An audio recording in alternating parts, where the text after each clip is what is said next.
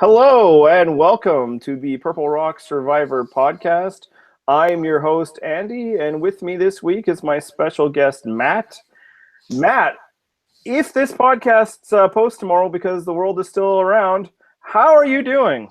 I am great. Yeah, I'm good.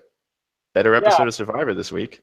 I know. That was certainly an episode of Survivor. I don't think anyone could deny that it was Survivor this week. What was your general feeling of the episode? Do you think it was an improvement from last week? About it the same? Is it, No, are there I good or thought bad things to come?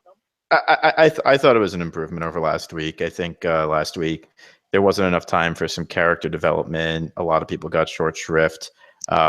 We were wrapped up in a couple stories that didn't really take off. Whereas this week, I felt like this week actually kind of introduced us to the tribes. I think I have a sense of who everyone is except for two people, three people.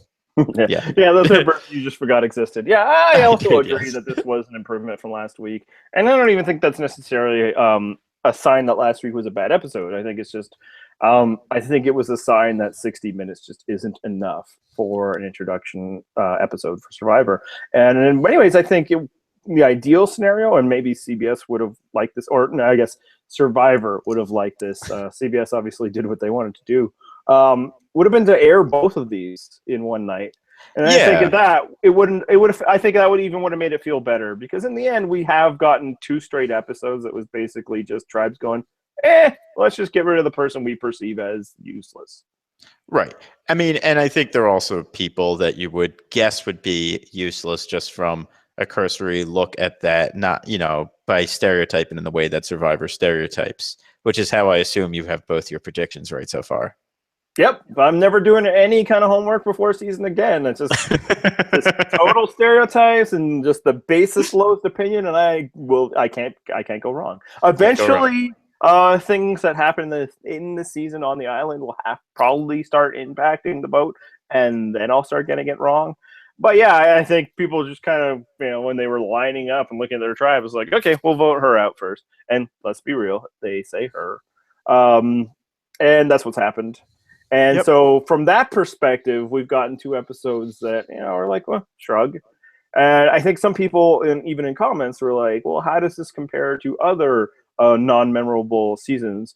And the point I made there, and the point I'll make here, is that if they're not memorable, I can't really talk about them. Right, right, exactly. Like, I don't remember how, Guatemala began after the really long hike because Guatemala is not super memorable, except for like a few points late in the season, or some other seasons like that where they get off to a slow start. Like, I don't even know which ones always get off to a slow start because I don't remember their slow starts. Yeah, and the start is the least interesting part of Survivor for me. Obviously, Right, there are some seasons that stand out for having good starts, right. but I'm fine to ease my way into a season, and frankly, I prefer it if they don't really get us terribly invested in the opening boots, and we just kind of shuffle off some of the chaff to begin with. Yeah, Obviously, that's unfair. We don't always know if they're going to be chaff because they don't have a chance, but I don't care about fair. I right. care about my needs as a viewer. Right. You see, all I want from a pre-merge is I want to see the interesting people stick around. I want to see the people who make for good TV stick around, and everything else about the pre-merge, like, I don't care because the post-merge is where the show gets good. Yeah, as long as the people in the pre-merge are not doing things that are so stupid that it annoys me, or That too. hopefully there's something that happens, to kind of Yeah. keep the narrative momentum. But truly, this is for setting things up long term. And I guess one fear I have is I'm still not sure that there's things to look forward to. I'm not going to say there isn't. I think there's been enough like promise shown. There Yeah. hasn't yet been something to hook me into this season because, again, as I stated last week, and I'll restate one more time this season, I did no prep for this season, and I believe you're in the same boat, right? Yeah. The extent of my prep was I read John's preview, of which he did no prep. So I basically read the preview of someone who did no prep and looked at the pictures he posted with that preview, thereby knowing which tribes people are on, and that's it. I will say the only thing I have heard from like the bios or something like that is that 2 of the players on the tribe that went to tribal council today knew each other, and that actually probably played a role in who went home. Yeah. And I suppose I know one other thing going into the season is that there's a person called Rourke. No, that's not. That's not. No, there's no one on the show called that. That's And just I believe completely she wrong. has some kind of connection to a different Survivor podcast. That's all I've heard because I'm still like somebody on like the Survivor internet. But Right. again, I mostly just go on the Survivor internet to see what people are saying about me, which usually isn't much, because I'm not Right. that important.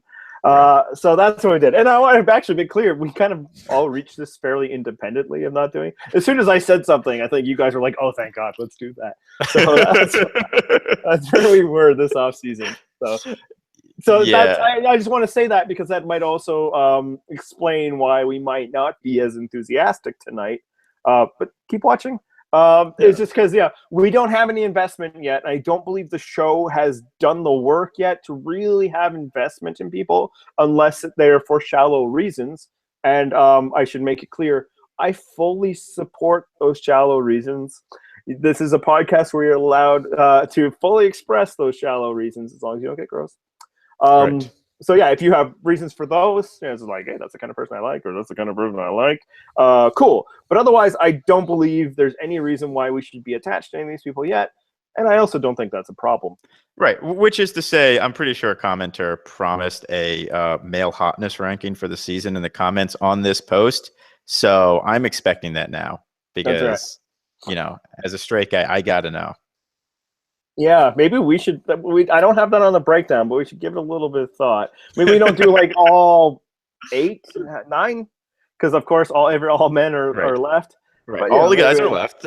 yeah, maybe we do a top 2. That's something that we'll Sure, put the pin on that and see how because we might be thin on content this week, but at the same time, it's me and you. We still might go long. We do like to talk. Yeah. Okay, so let's jump to the end. Not the end of the podcast. It's not going to be that short. The end of the episode.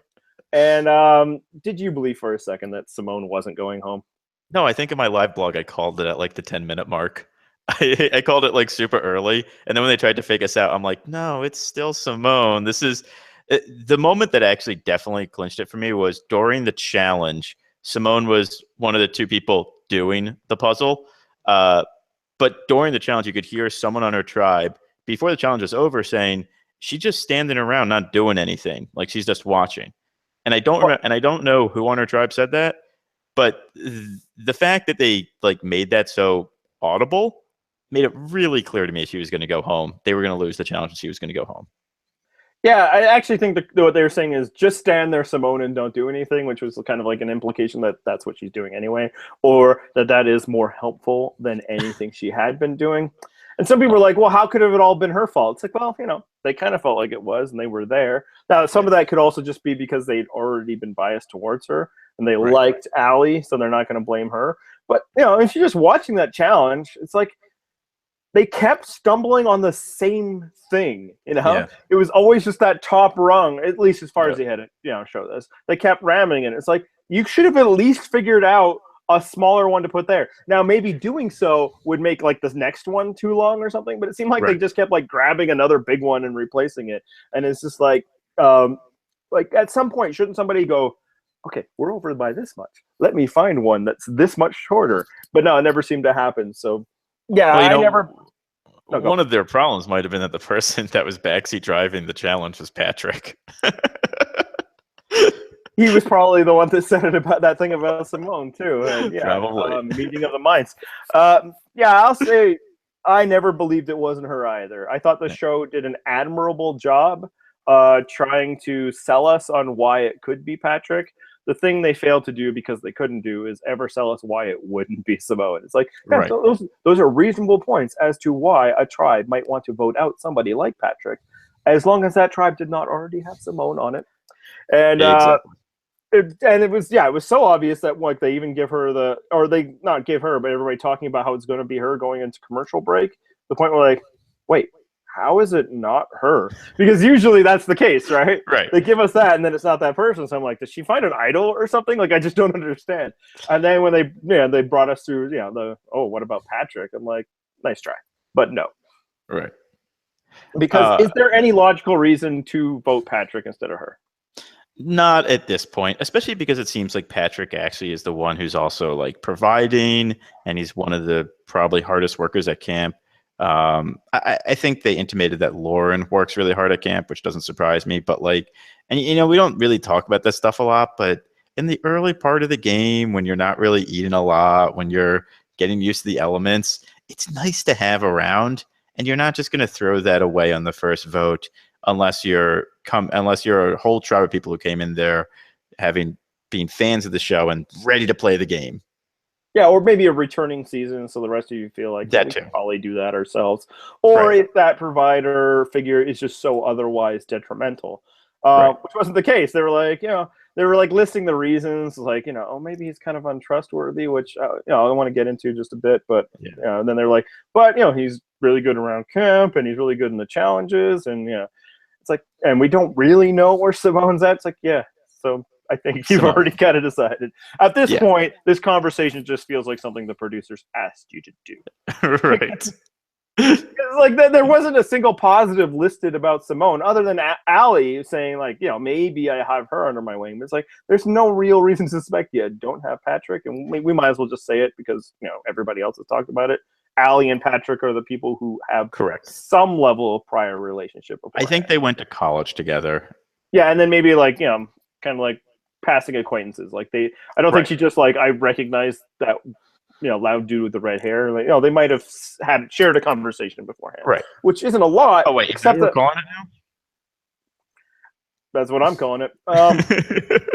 It doesn't sound like a lot, except that like other Survivor like alliances are sometimes just built on that person gave me the right look on the plane ride over. So even a small prior relationship like that is enough to be like, yeah, I'm going to choose this guy who, again, as we've noted, is useful in challenges, useful at camp, even when he's not scared of crabs, over this girl who is not integrated at all, doesn't seem to be doing anything, sucked at the challenge. So this was an easy vote. Yes. And I think the show, again, they did a lot to try and convince us that there was some kind of decision. But even there, they really stuck that at the end of the episode. Like, it took us a long time before we got to the challenge. Yeah, it was a little later than usual. I timed it because I was doing the live blog, and it came after the half-hour commercial break. It usually comes like a little earlier than that, but it kind of just shortened the. I think there just wasn't a lot in like tribal and scramble. I think it was straightforward. So yeah, it was basically kind of Allie just, let me think about this other option. And then having a conversation with Ryan, it's like, it's interesting that you bring that up. Well, I guess there's this. And about the trustworthy thing, and I said I wanted to talk about that. I don't see how he's untrustworthy at all. I mean, he hasn't, like, again, you don't know because he hasn't voted. What did you think?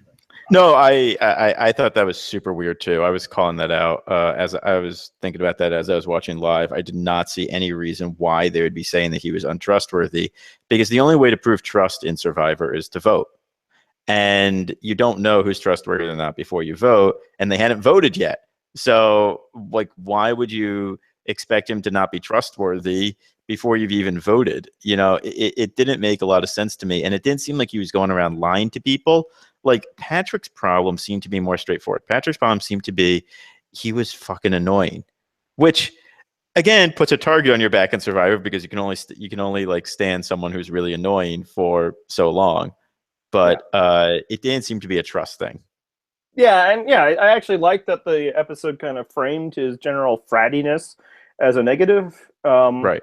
Because it sucks. I don't need to be around that. We're like, it's young tribe because it's a young season, so you don't at least have that, like, we're trying to be adults here. So it must have really been like just too extra for everyone.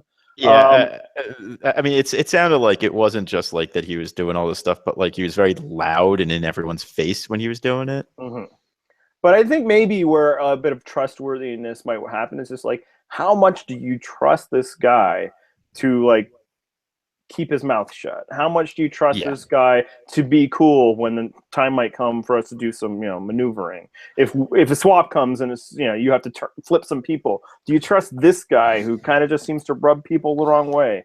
Do you trust him to be part of a cohesive unit that won't like push away a Lauren? So I can see that. But then when they were like getting kind of all anxious at like tribal council about like, what he said about I trust most people. I mean, that's obvious. He doesn't trust Simone. Right, exactly. And right. I mean, no, I mean, and the other thing about it is there have been plenty of people who have had, let's say, erratic behavior, but have proven to be very loyal alliance mates to the people that they were in alliance with. And they got no, no, that's not true. The person I'm thinking of actually did get second, because I'm thinking of Philip Shepard. But that's an extreme. That's an extreme. But my point is, like, just because someone is annoying because someone's extra because they talk a lot doesn't mean that you can't use them as a loyal vote. You don't have to, like, if you think they're going to blab something, you don't have to tell them until it's too late for them to blab anything. Yeah. I actually get the impression like Patrick would be a pretty good alliance partner because if he does rub people the wrong way, there's less likely he's going to vault over you in the jury's mind. And also, like, I don't get the impression he has a very good poker face. Like, I feel like you probably know where you stand with Patrick, whereas Simone is probably a little inscrutable. Like, I think that's why she wasn't integrating with people. So, it's all good, well and good for her to, pledge her loyalty to, from what we saw, like one person. Right. But it's like, actually, I think I'll know what to do with Patrick. Patrick is what you see. Right. No, and I totally agree. I would be the same. I would think the same thing about Patrick and Simone. So, do you think he's in danger now that kind of like these flaws have been exposed and that he was considered for a vote? I actually do, just because I don't think people get less annoying over time in Survivor. And I think being really annoying is something that can put someone in danger early on, especially if you're someone who would otherwise be pretty safe, like a big alpha jock who normally they're pretty safe in the early game because people are like, oh, we need strength, we need athleticism, which Patrick definitely brings to the table. But like, if you're someone that people just can't stand to live around, that's the thing that gets that kind of guy booted. Yeah. So I think possibly might have worked out best for Allie just in having these discussions, as we see with Ryan. Maybe she also had them with Devin. Is that I think she easily vaulted him into the power, the minds of that tribe, the three of them. And I agree. Kind of Lauren versus Patrick fighting for it. So next week we'll see how that shakes out. I kind of feel like now having made this decision with Simone and kind of gone over Patrick's positive and negatives, they're probably like, yeah, we can work with Patrick. So I think he's not as I mean, he could be the next person out because I think it's not going to be one of those three. But I think now that they've kind of gotten over there, as you say, he's gone through a tribal council. I think what we saw this week won't necessarily carry over unless it's, as you say, he just gets more annoying. Right. So, but I almost wonder, like, even though he's annoying, still just the age gap might be easier for him than with Lauren. And for Lauren, except that I kind of feel like some of the good qualities that Patrick brings to the table, Lauren's bringing the same ones. Probably very good around camp. Yeah. Someone that you're not really worried about scheming against you. Stuff like that. And I think Lauren's just quieter, like it depends upon the personalities of the other three young people. But like, if they're just, if they're like just a little quieter in terms of like, hey, I need like some time, Patrick might really get on them. Yeah, and I guess if they already have the three of them lock solid, and it's like maybe they he's don't care. Like, he's an offender. Maybe he's not worth expending the mental energy. Whereas for Lauren, you can probably just take her for granted. Exactly. Kind of like in China they did with Lunch Denise. Right. Okay, so unfortunately, John isn't here this week to do what everybody was hoping for, and that's give me the what for how tragically wrong I was last week. So I guess that job falls to you now that we saw the fallout from last week's episode and what happened with Chrissy. So Tell me how I was wrong and how the episode proved it. I mean, here's the thing, Andy. People said last week, she's going to use that idol as a fake idol. She's going to use the idol she could have used last week and saved someone who was more with her, with her at the time. She's going to use it as a fake idol. And they were using this to criticize you. And here we saw she's using it as a fake idol. The problem is, I don't think that's actually a very good plan. And this is the big reason why she doesn't know who gave her the idol, but the person who gave her the idol knows the rules of the idol. Yeah, in fact, not just that person, but Devin as well, and who knows if they proceed to share that information with other people, because all it is now is information. It's not, it doesn't have any other value, because again, it's a fake idol. Everybody was very excited about this fake idol, and kudos to the people who figured that out, because I immediately shut that idea down. Right. Until it started getting out that no, I actually kind of heard the rules of this. I'm like, oh, okay. Because in Tolkien they had this one-time use only idol, and it never popped up again. Now that was forever ago, but I was just like, precedent suggests that when idols expire, they disappear.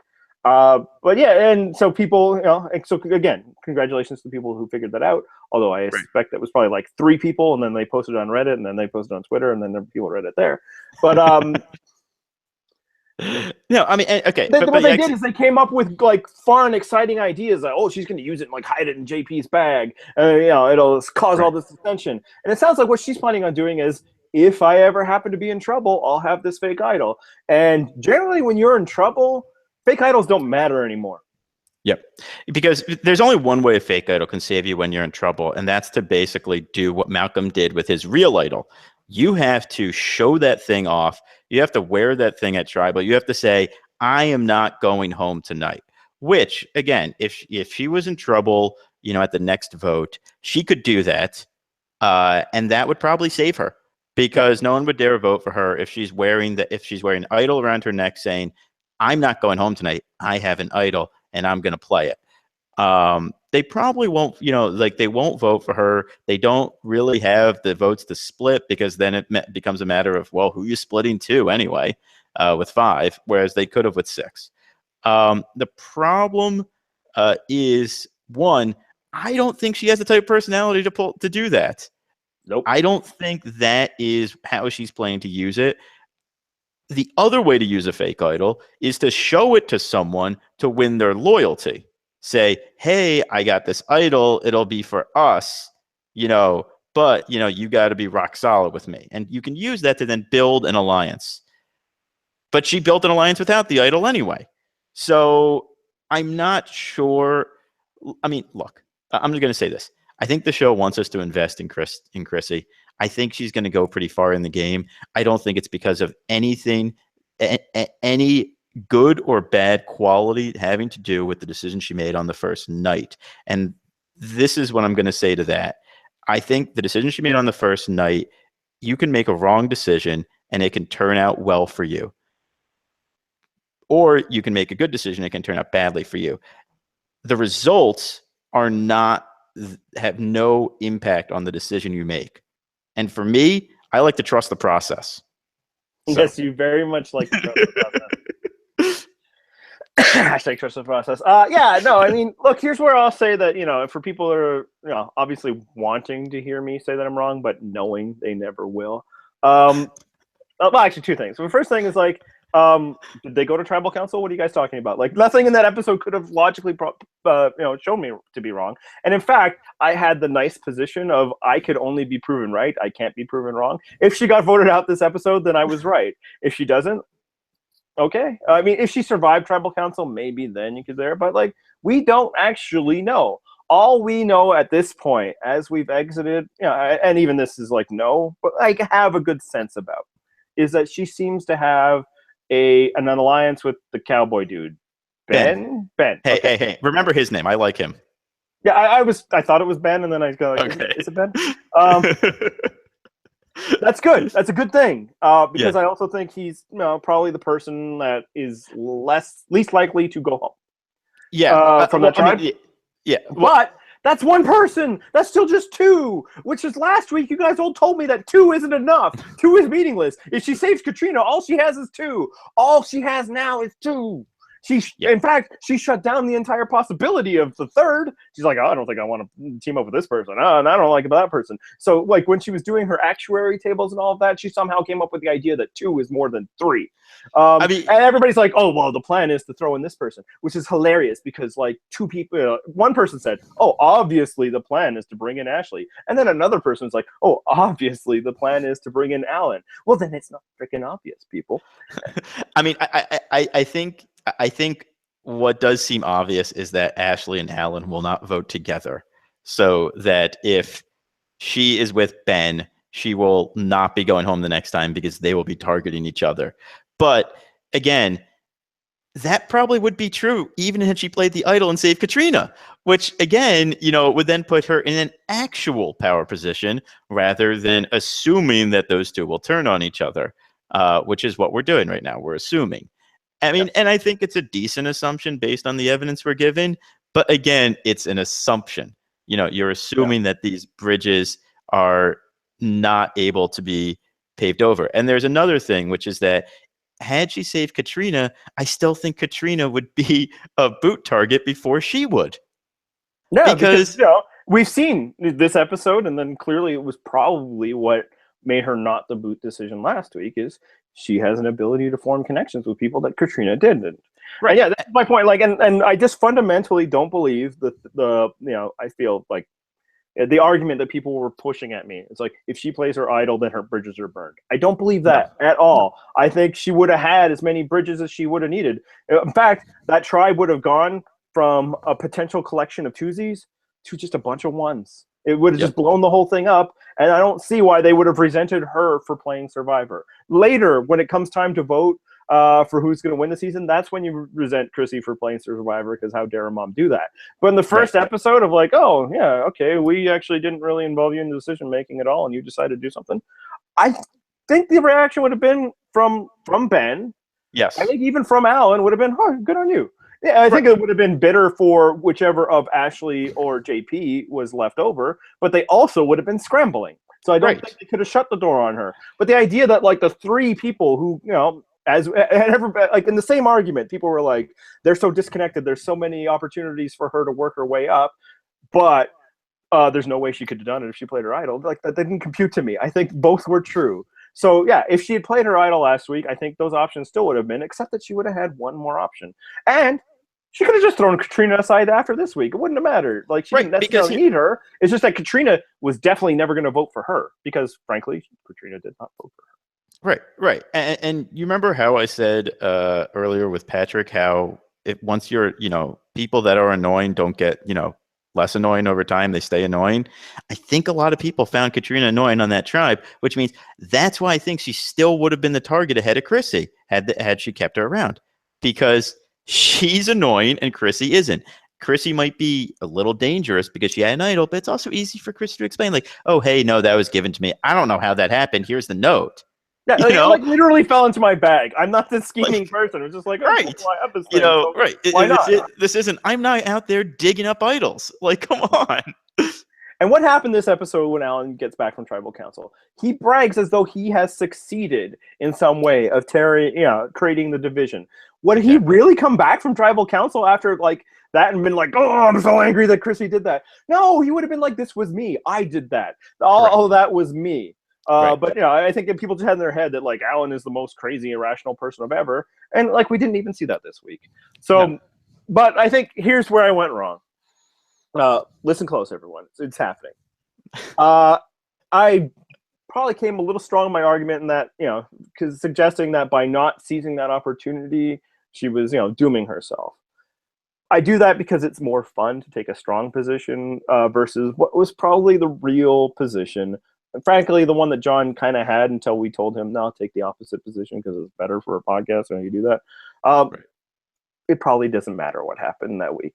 That was the thing. Yeah, as we saw this week, she was able to work her way out of that. Again, I don't think it had that, squat to do with the fact that, she didn't burn bridges. It probably didn't matter. My point, as you say, with, trusting the process is, don't just let opportunities pass you by all the time, because okay, it might work out this time, it might not work out the next time, and you never know when that opportunity that you thought was too early was actually your only opportunity. And for somebody like her, often you don't get handed a lot of opportunities. So that's where I was at. But yeah, ultimately it probably wasn't that big a deal, but it was something fun to talk about, because I'm agree with you. I kind of think the show wants us to think that Chrissy has gotten herself into a great spot. Right, because I think Chrissy's going. Sorry. Because I think Chrissy and Ben are going to be around for a while, and I think they are two people the show wants you to invest in. And I think they're going to probably partner up for a while, and I think the show wants you to invest in that partnership.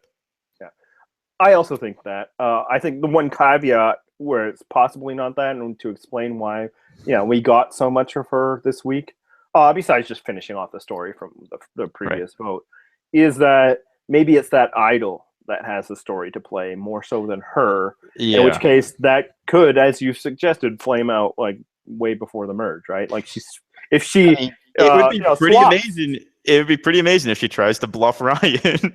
Exactly. Like before he has a chance to come to her, because he's like looking, or it could just be that because we had that the reminder from Ryan. It's like, I know that I gave it to her, and I'm looking forward to using that later on. So really, she could just be a facet of like Ryan's story going forward. But I kind of feel like at this moment she is the featured player of that tribe, even more so than Ben. Ben just kind of like he seems like a good guy. It's kind of the vibe, and that there's more to come. I felt Ben was pretty present in the first episode. That's why I kind of think that he's a big part. I mean, and honestly, because I also think that Ryan's going to be a big part of the season, I could see the idol being the thing that like brings those together. Yeah. But maybe this would be like the biggest fun like haha gotcha for me is if like he does get together with her and talks about it, and she's just like, oh yeah, I didn't play it, and Ryan would just be like so disappointed. It's like you didn't play it? I don't understand. I'm a Survivor nerd. Screw you. But I don't think that's what's going to happen. No. All right, let's move on to the healers tribe. I always have to give that a little hesitation to remind myself that Joe is a healer. That still makes no sense. He's a probation officer? I'm pretty sure that's like the opposite of healing. I think our friend of the podcast, M, is not on board with that designation. I mean, maybe he's a particular kind of probationary officer who works really hard to help his charges with rehabilitation. I mean, I wouldn't necessarily think that's the case based on what we've seen, but people are different on the show than necessarily are in their professional lives. I think you're bringing your Canadian bias into this right there. Oh, that we don't just hang our criminals out to dry. I mean, presumably, I really don't know. We sweep a lot of stuff under the rug here. That's fair enough. It's not nice. We don't like to talk about it. Is Joe the saddest Tony clone we ever could have gotten? He's the saddest one we've gotten so far. I don't like to say ever could have, because hey, I don't know what could come. But like, isn't this like the first few clones of Dolly, and they just kind of died when their stomachs inverted or something like that? I mean, it's pretty sad that a Tony clone could not figure out that idol clue. Yeah, no, like it's like that right there is like you sir know Tony Vlachos. I know Tony Vlachos is a friend, and let me tell you, blah blah blah. Yeah, because wow, like he's got all the hustle. He's ready. He's like, haha, I found this. It's so great. And then it's like clearly this landmark is the moving object. That's what they do in maps. It's like turn left at the bus, right? Not the bus station. Yeah, that was bad. And then it's just like, you're Tony. No. Right now, I don't care what else you do. I don't care if you have a bag of tricks or anything. This disqualifies you, because if Tony were to watch a season of Survivor that he's not on, and he won't, he would have just been like, he would be tweeting. I was gonna say you guys would have been getting like 20 DMs. Definitely.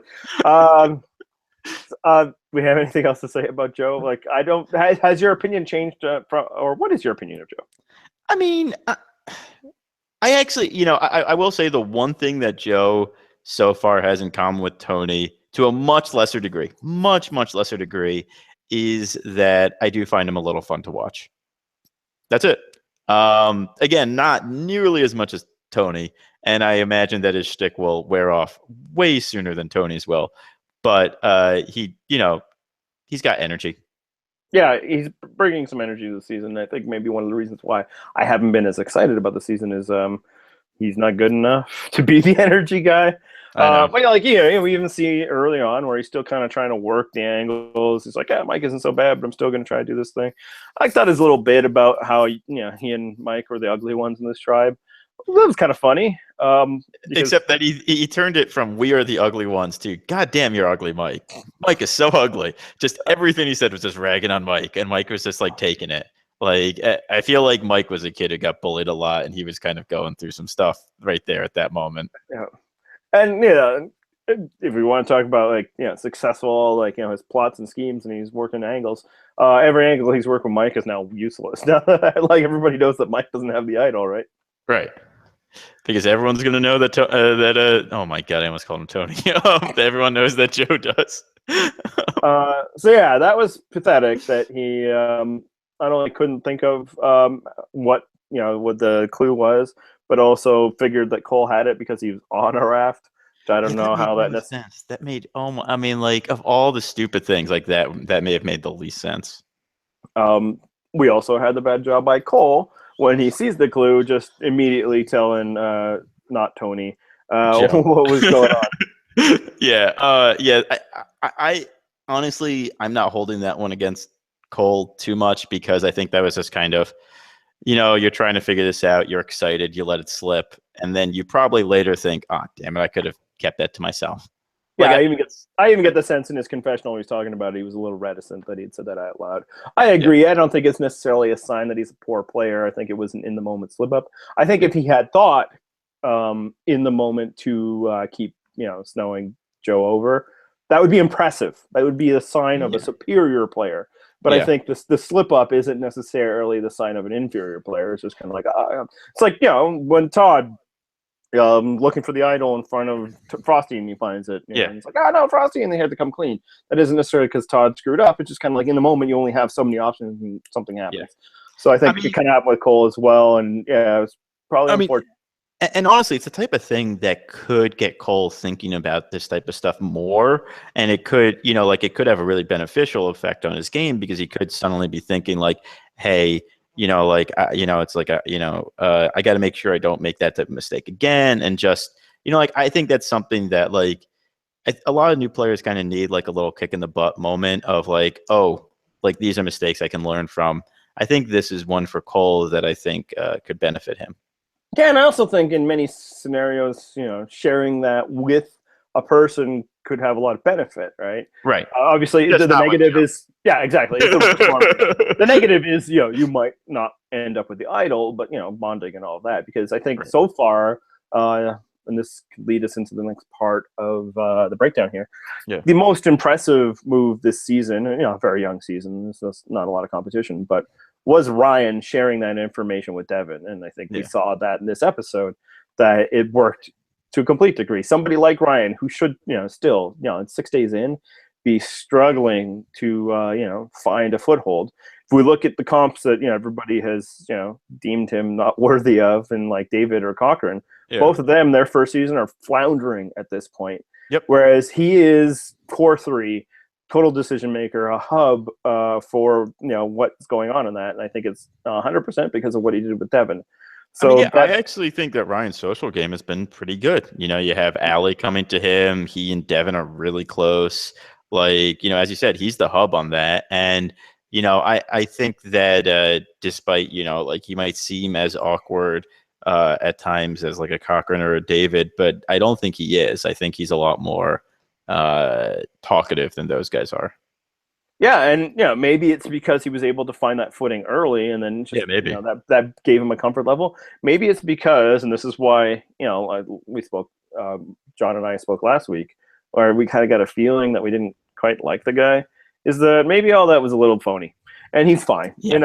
He's fine with people. He doesn't have the social anxiety that I think legitimately Cochran and David have. Yep. Right, and I didn't see him doing a lot of that "woe is me" stuff that he was doing last week, this week, which is probably why I actually kind of liked Ryan this week. Yeah, Uh, that's all. That leads into this. Is that we're 2 episodes in. Who are you excited about? Who do you like? And for me, right now, I gotta say Ryan because I'm somebody who tends to like people who perform well on the television show, and he is. Yep.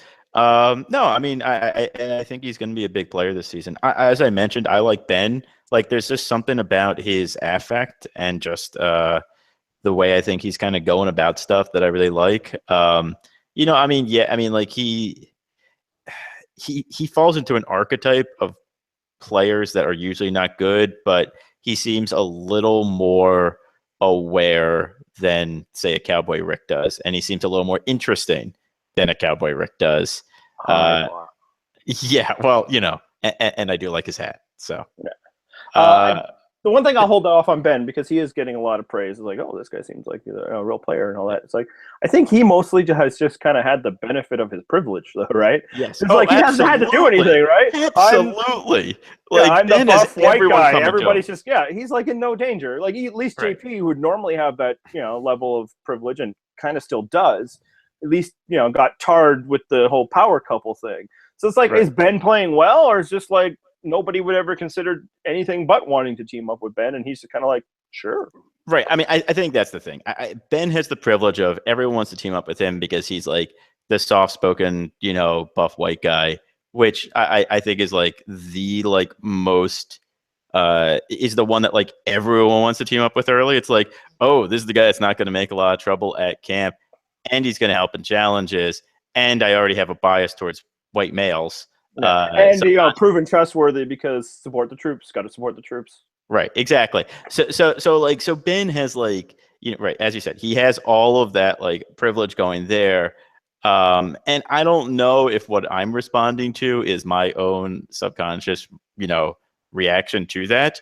Maybe I have that same reaction as everyone on the island does, but I feel like that at the least he is not pissing that away.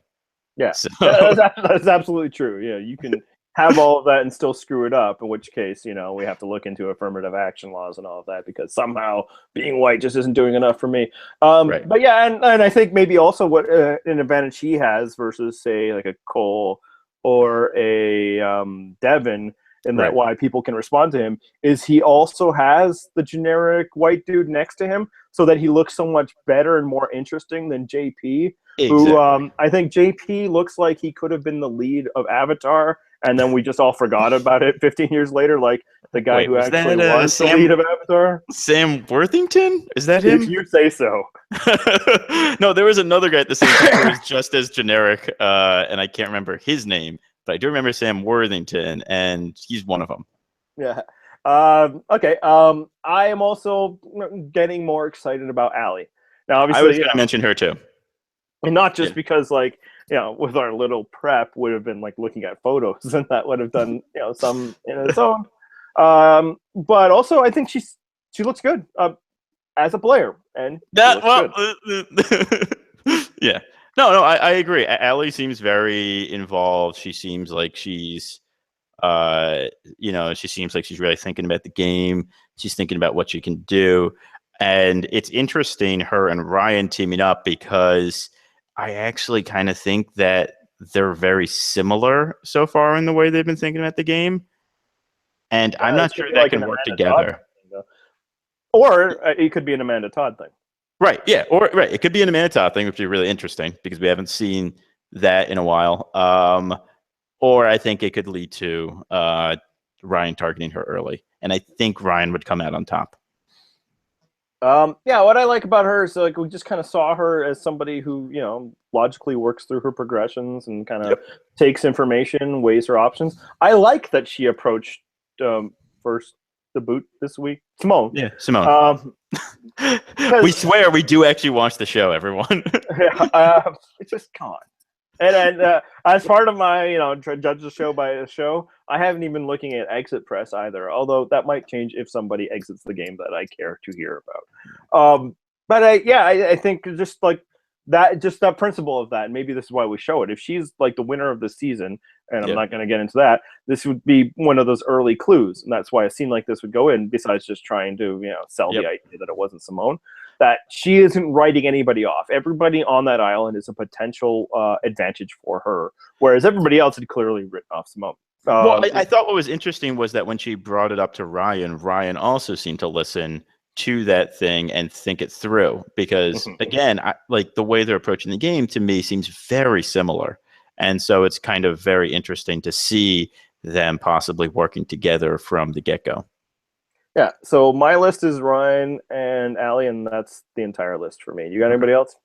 I have some other people that I'm like mildly interested from at least like a TV perspective. As weird as this is, I actually really enjoyed Lauren this week. I really liked her. I have no patience for your frat boy shit. I thought that was actually really entertaining and funny. And I suspect that next week we're going to get a lot more reaction from her to Patrick, and I think it will also be entertaining and funny, and I'm here for it. Like I actually just really enjoyed her just being like, no, I don't like this shit. I know you think it's charming. It's just fucking annoying. Yeah. Now the problem will be is if she can't keep that under wraps, Of course, and loses the battle, right? It's great right. to express your annoyance to us and allow us to share in it with you, but but you then can't have the attitude of I don't want to be around annoying drama queens and then go on Survivor. You will not be successful in this endeavor. You are on reality TV. This is what it is. Unless you express it in an entertaining way.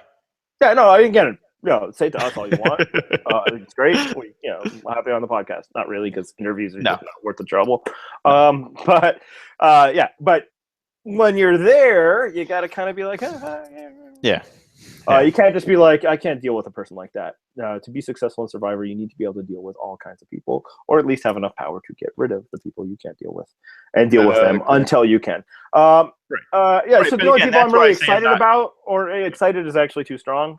Looking forward to being excited about are Allie and Ryan. I will say I kind of find Patrick amusing. I do too. Honestly, he was annoying. It was a little annoying, and then it just kind of kept going to the point where they just kept showing what a doofus he was. And I wrote this in comments. I'll say it again because not everybody reads the 10,000 comments that we get a week. When he's like looking at himself in the reflection of the goggles, I'm just like, okay, this guy's just a doofus, and it's lovely. And I'm signing up for more of this. As long as they keep highlighting these moments, let's do it. It's great. It's funny. Yeah, there was a CBS press photo that I saw where it was as they were announcing who got booted from the last episode. You see everyone turning and looking, except for Patrick, who's turned the other way. Yeah, he's just a dumb golden retriever. At first, when I saw it, it's like, is he Mr. Peanut Butter? But I almost feel like he's maybe a little, but maybe just too much energy. Yeah. And yes, don't send your letters. I know Mr. Peanut Butter isn't a golden retriever. He's of course, Labrador. From my country. Yes. Labrador. Which, a little quick inside note, Emma didn't know that Labrador was an actual place until she watched that. She thought that they had made it up. And then she's like, well, that's silly. And then I had to say, the dogs are named after the place, not the other way around. But we love you, Emma. We love you. We did. Okay, so now we'll do the segment that we are going to do either all season or at least until it wears itself out. The hero moment of the week. What do you got? I got the heroic moment of the week, I should say, because this is not limited to the hero. I have to give it to everyone who kept telling jokes during that tribal council, despite the fact that no one was laughing. Just power through. Just keep throwing those jokes out there, even when you're not getting the laugh and the response. You just got to keep going, because honestly, I was laughing at the lack of the response rather than the jokes themselves. Yeah, that's practically a podcaster mantra just right there. Just keep them throwing out there. Eventually, 333 gets you in the Hall of Fame. My hero moment of the week was, and I'll actually be a little serious on this one, was Devin in the challenge. Now, ultimately, they go on to lose that challenge, so maybe it's a little pyrrhic, but I was impressed by the fact that he basically did the entire water portion. Yep. So it's both impressive for him, in his stamina, being able to swim. I was also impressed just by the tribe gaming that out, figuring out that like they're not enforcing that everybody has to do it. And frankly, I don't, unless everybody has to get one, I don't know how you even enforce it, because then like, oh, I went underwater, I'm back up, Right. So like, and what allowed that tribe to do was they just completely hid Ryan. All he had to do was get in the water and then stay floating while holding something. And Devin did the rest, and he completely beasted it. So and Devin's a surfing instructor too, right? So presumably he's really good at swimming. So although, if he's really good at surfing, should he be underwater a lot? No. Good question. I'm assuming even the best, all right, for healing moment of the week, I'll go first this time. And clearly it was Simone's successful aqua dump. Okay, that's pretty good. So note on that, I think now we can add it to our little handbooks. You don't even need Edgic for this. If it's early in the season and somebody's talking about their successful bowel movements, they gone. Yeah. Yep. Because I guess the regular CVS audience doesn't want to hear about that. I guess. I mean, ultimately, like everybody, there's a fine piece of literature I want everybody to refer to if they haven't yet. Everybody poops. Yep. And I'm familiar. I think, the implication also in Survivor, everybody talks about it. So she probably wasn't the only one, but they used that as a moment to show what a weirdo outcast she was. And so yeah, if they're showing that it's early, and this for Darnell, for her, you're gone. You can just pretty much write in your little Greg Easterbrook notebook, game over. Wow, that was quite the reference. Dude, comments if anybody follows that one. That was a deep reference, deep cut. What do you got for the healing moment of the week? I'm going to go serious this time since you went with the joke, and I'm going to give it up to someone that we were dragging earlier, Chrissy. I think Chrissy making a healing the bond that she did not have before and making an alliance with Ben. Now it's not 3 people, but hey, it's more than she had after last night's tribal. Interestingly, that is my hustle moment of the week. Chrissy going out there after having a tough 3 days, after being just the possible other vote, as long as they like figure out a name of one of the old ladies, and going out there and we see her making one-on-one connections with every single person. That's strong hustle there. Bravo for her, legitimately. Okay. My hustle moment of the week is Joe for getting help to solve the puzzle. Because, sometimes, your hustle isn't going to do it on its own. You got to know who else's hustle is going to complete the thing for you. So, Joe. Quick runner-up on my hustle moment of the week. Cole for getting rid of the evidence. That was good thinking. I actually really did like that. And I like the fact they showed Cole like chopping it off. I thought that was actually really smart, which is, I will say, like, I'm mildly interested in Cole. I kind of want to see what he develops. He hasn't done enough yet to go to do any further, but I actually am I am kind of interested to see what happens with him. So would you say that you're interested in seeing how Cole shapes up? Yeah, I think we can say that. All right, predictions for next week. One for Tribe. Who's going home? Okay, let's start with the heroes, I guess. Yeah, we'll just always go with the way that the season is called. I guess I'll go with Ashley.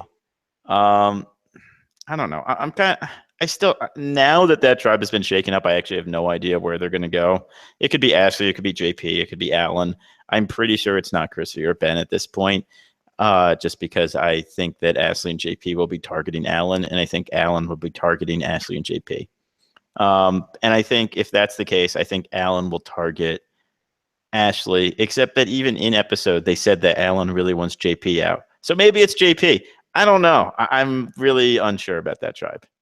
Yeah, same. And I'm also going to go with Ashley. I think just what pushed her over the top is I think as Chrissy was going over all of her options, I think Ashley might have frightened her more. I think that's true. Yeah. Now that would presume that Chrissy gets to make the call, but I think it'll be a conversation. I guess she gets to do that. Yeah. And also, I think it wouldn't take much for Ben to be like, "Yeah, I don't want to lose a bro." Yeah, I think so too. And then Ben will probably be like, "Oh, and Alan will calm down once one of them is gone. So let's just keep our strength." Yeah, and as far as we know, Alan has calmed down. We don't, Yeah, he seemed we haven't fine. seen anything else from the rest of the episode. No. Just otherwise. Obviously, with the huge caveat, which is also the caveat that I need to once again reiterate for everybody who wants to say, "See, Andy, you were wrong."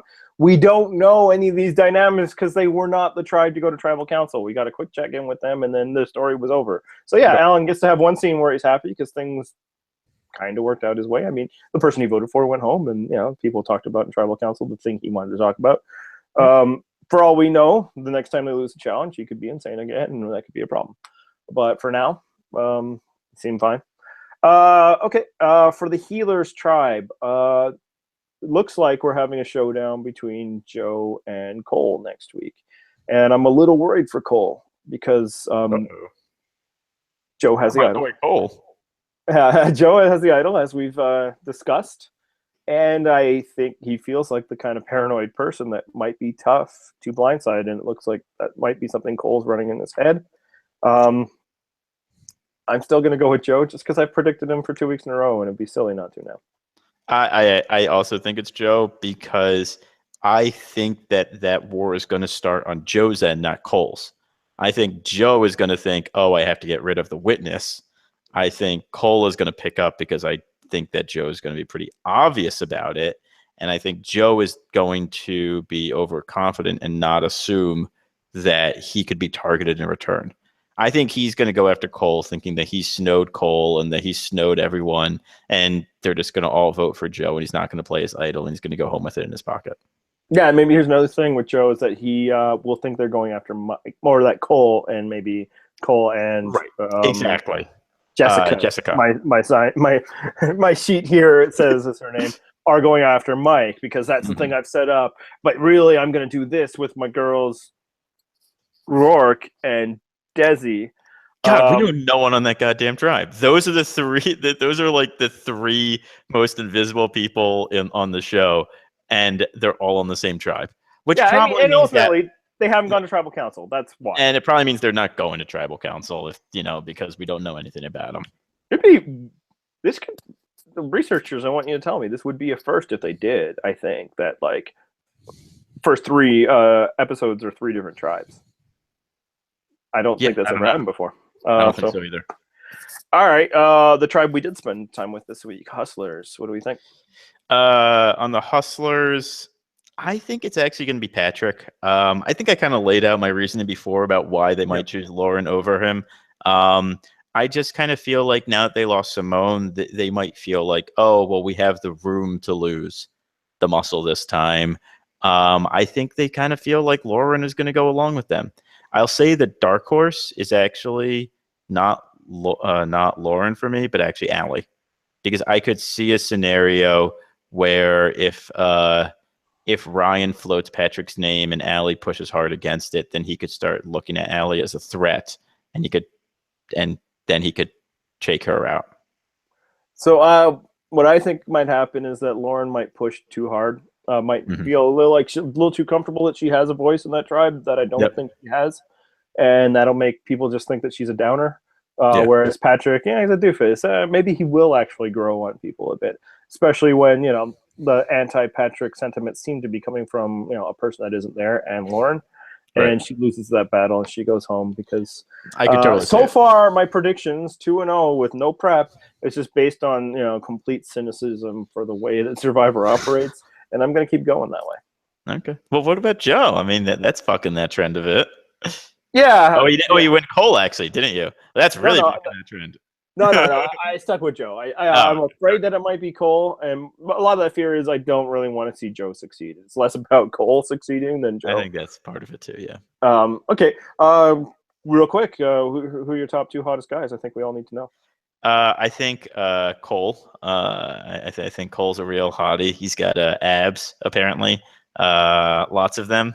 And I don't know, maybe Patrick. I don't know. Yeah, no, people are saying obviously. I mean, the other young guys are like what? Patrick, AP, Devin. Maybe people are into Ben. I could see people being into all of them. I mean, that's actually more than half of the guys on the cast. So yeah, Alan's also a good-looking dude too. I forgot about Alan. Yeah, good point. Said Um, 6 at 9. yeah. No, and there was a strong current of, am I crazy or is Patrick attractive on our boards? Yeah, because usually, just male gingers are just hideous. Right. Unless they're Yeah. named Archie, apparently. Um, shout out to my gingers if there are any. Uh, I'm gonna say I'm a Devin guy. Devin Oh, seems okay. to be my guy. I think he's That was got probably kind my of, third. yeah. I think he's got there's an eyes there, the dark eyebrows, the green eyes. You know what it is? Devin has a good smile. Yeah, and actually, somebody pointed out on Twitter, he kind of looks like a young Aquaman with the new grumpy Aquaman of the DC Ah, universe, not like yeah. the traditional blonde orange shirt guy. I am familiar, yes, Yes, because we're both nerds. yeah, Game of Thrones dude. So yeah, look for that. So there we go. My team Devin, let me know where we're at. Okay. So anything else for the week? I don't think so. All right, this is where we plug stuff, and don't hang up. Don't hang up. Obviously, this is the podcast. The other big feature of what we do is our website, which you can find at purplerockpodcast.com, where every week during the show on the East Coast, you share your thoughts, and then everybody shares so many thoughts. So many thoughts.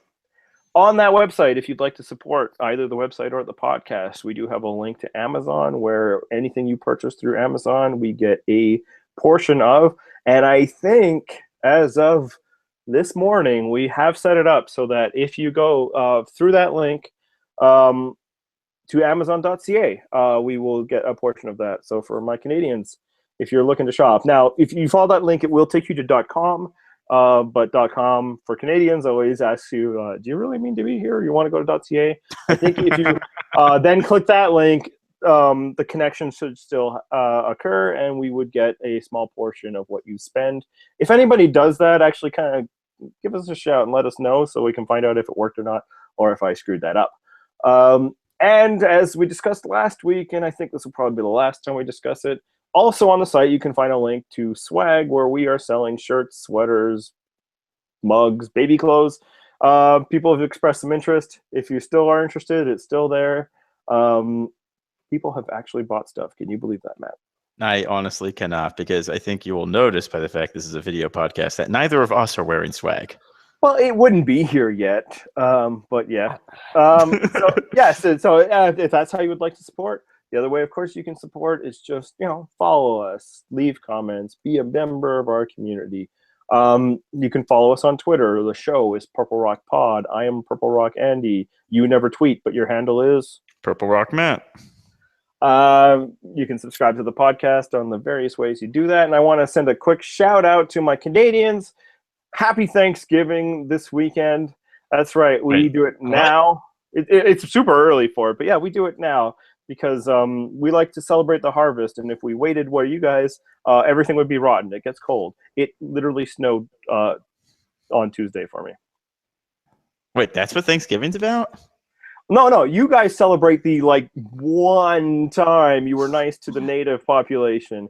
I think it's more than one time the native population gave stuff to us and we didn't immediately kill them. That's right. We, however, largely knew of your holiday and it's like, hey, that's a good idea, but we can't do it on the same day. That wouldn't be cool. I think that's literally what our Thanksgiving comes from. But we also talk about what we are thankful for. So I will do that really quickly. Obviously, I am thankful for my lovely family, most of the time. And I am thankful for you, the listeners. Not you particularly, but sure, you, Matt. You do a lot of nice work. I enjoy talking to you. I enjoy your work on the website. I'm thankful for Emma and Mark and all the graphic designs he's done, and the listeners and the readers and the commenters. Somehow, against all odds, two assholes like me and John have assembled the nicest Survivor commenters in the world, and it doesn't make sense. But you've made our little tiny corner of the internet a delightful place to spend time. So I say thank you for that. Yeah. I mean, it's not your holiday, but you could also say thank you. I know. I will also thank the people for that. I think that's a very nice sentiment, Andy. I'm just kind of a little dumbfounded that it's coming from you. Yeah, they bring it out of me. And then I go back to intentionally alienating them and pushing all their buttons. Look, it's what we do here, and apparently for some reason you like it. Don't blame me. I'm just trying to deliver. All right. Anything else? No, that's all I got. Okay, so this is the part where I will insert music for the people listening audio only. I would say hit the theme song, but it's not going to be our theme song. And in fact, this week it's not even going to be to the theme of this season, but it will be to the theme of me and how I always respond to your arguments.